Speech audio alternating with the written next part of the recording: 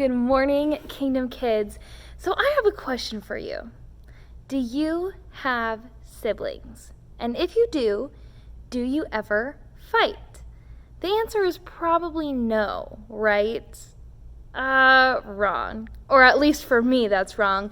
I know growing up, my sister and I used to fight all the time. And I was just thinking about all the fights I remembered, like when she kicked me off the bunk bed, or when she tattled on me for watching Scooby-Doo after bedtime, or when she bit me because she wanted to be on the computer. And I was thinking about all of those, and I realized that all of the fights that I remember from when we were kids was when my sister was being mean to me. So I asked her, what are some of the fights that she remembers from when we were kids?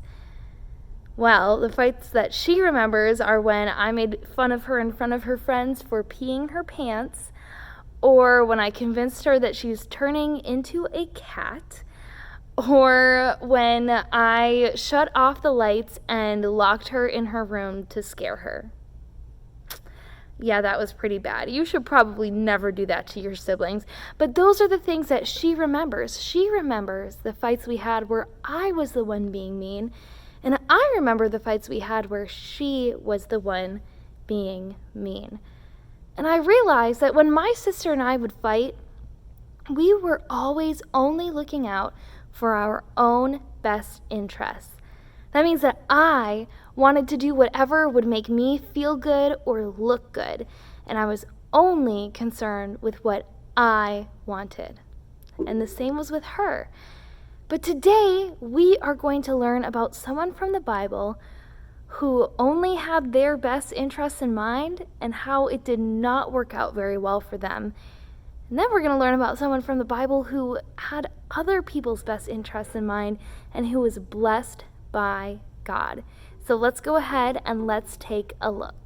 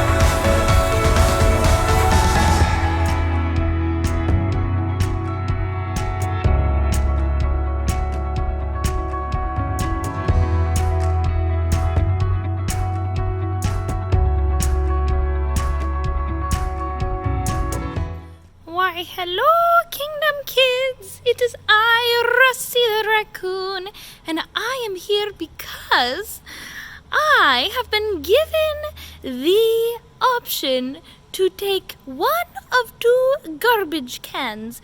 You see, Pastor Rachel needs a garbage can, and I need a garbage can. She needs it to throw things away, but I need it for trash! I love trash! Now let's see. Here we have my two options. There is a small garbage can and there is a big garbage can.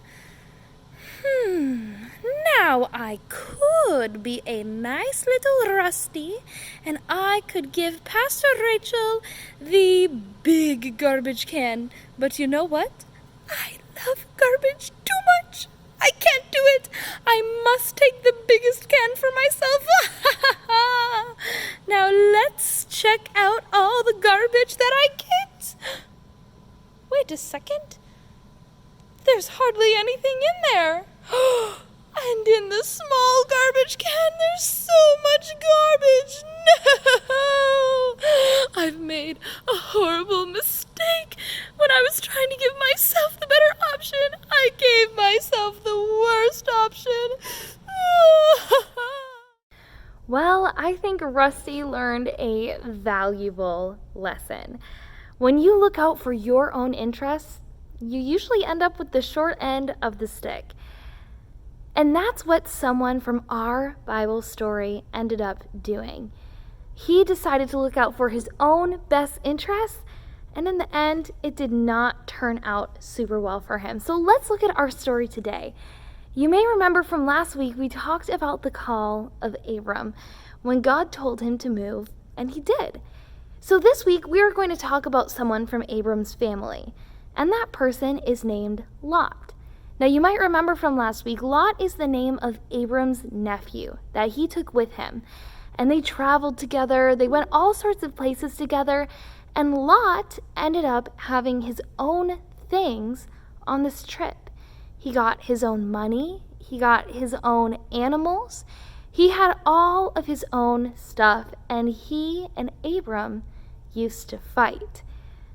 Now, Abram told Lot that it was probably time for them to separate ways, because if they were going to fight, that was not going to be a good idea.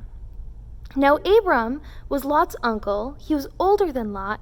He was the one who was in charge, and so he could have easily made the selfish decision, and Abram could have easily told Lot which way to go.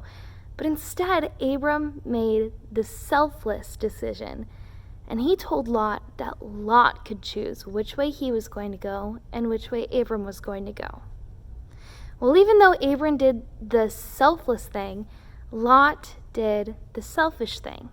He looked both ways, and he saw that one way there was a beautiful place with lots of green, lots of nice things and cities, and he saw that the other way was a desert.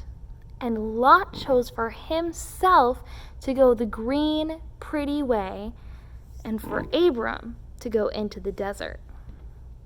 Now, that was not very selfless. That was pretty selfish, but Lot paid for it very quickly. You see, Lot, when he was living in the city of Sodom, he actually ended up being captured. The city of Sodom was taken over, and he was taken away. But luckily, Abram was a man of God who didn't just listen to God once when God had told him to do something big, but Abram listened to God all the time. And when Abram heard that Lot was in trouble, he went and he rescued Lot. He did the selfless thing again, which is amazing. Now, Lot did the selfish thing, and he was captured, and he had a pretty rough time. But Abram did the selfless thing. And in Genesis chapter 13, it says that God had Abram look at the land all around him and told him that he was going to bless Abram with all of that land. And then in Genesis chapter 15, even though Abram was a really old man, God told him that he was going to have enough children, enough people in his family that a whole entire nation would come from his family, and he would be the father of it. Now that is amazing. When Abram chose selflessness, when he chose to listen to God, when he chose not to look out for his own best interests but the interests of others, he was blessed far beyond anything he could ever ask for. And that is our starting line truth today. When you choose to put others before yourself, God will bless you. When you choose to put others before yourself, God will bless you. That is our starting line truth. So now here is our challenge. For this week, I want you to read Genesis chapters 13 through 15. And why don't you read it with someone? Ask them questions and see if they can help you understand what it's saying. Then, after you read Genesis 13 through 15, I want you to find someone in your family and choose to be a servant to them. Choose to be selfless. And what I mean by that is you can do one thing to put their wants or their needs before yours. You could play your sibling's favorite game instead of yours without complaining. You could rub your mom's feet. You could help your dad clean something. There are so many things you can do to be selfless and to show other people that you care. So that is your challenge for this week. All right, Kingdom Kids, you are amazing. I'm so thankful we get to do these together, and I can't wait to see you all next week on Tuesday, next Sunday, and at our front yard VBS. Remember, if you did not sign up, tell your parents to contact me, and I will find a way for you guys to go to VBS. I'm so excited. I will see you all soon. Bye, Kingdom Kids.